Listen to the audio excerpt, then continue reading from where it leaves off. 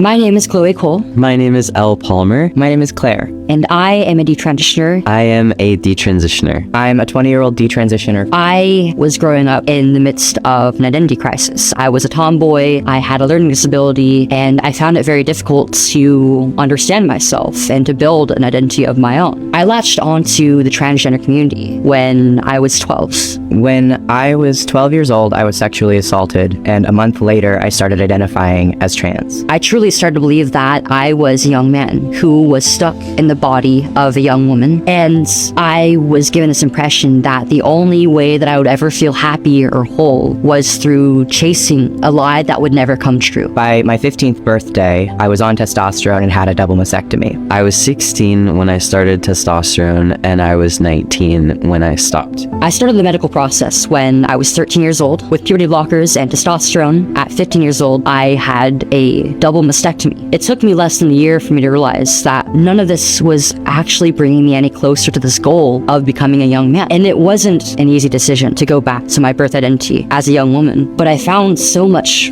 freedom in embracing the things that I couldn't change about myself and understanding that I never had to change myself in the first place. There are many children like me. There are a growing number of detransitioners who detransitioned before they were even legal adults. I urge lawmakers to safeguard children from becoming lifelong medical patients like me. I did not deserve what I went through. No child deserves a life of pain and social ostracization. I think that another thing that we should be focusing on going forward in 2025 is legislation and preventing minors from transitioning at all. There's a lot of medical funding that goes into researching the benefits of medical transition, but none that goes into researching the harms. This needs to change. There needs to be serious effort put into finding evidence-based treatments for gender-confused children. The medical systems we have now are not sufficient, to say the least. Gender-confused children need support, not surgery. Every parent must know that at some point their child is going to be exposed to this ideology in some way. They might learn about it through school, through the curriculum, through their peers, through their teachers. They might learn about it from the games that they play or the media that they consume. As to the parents, you have to be vigilant. You have to be involved in your child's life. You have to be watching over them. And you have to be the one to prepare them for this. One thing that my parents could have done differently is paying more attention to what I did on social media and on the internet. And I think that's something that a lot of parents need to focus on more now. Taking a more active role in their kids' lives and kind of pushing them to do more external things instead of spending all their time online. Unfortunately, we live in a world where children and adolescents are going to be exposed to this ideology at some point in their lives. You have to be the one to talk to your child about this before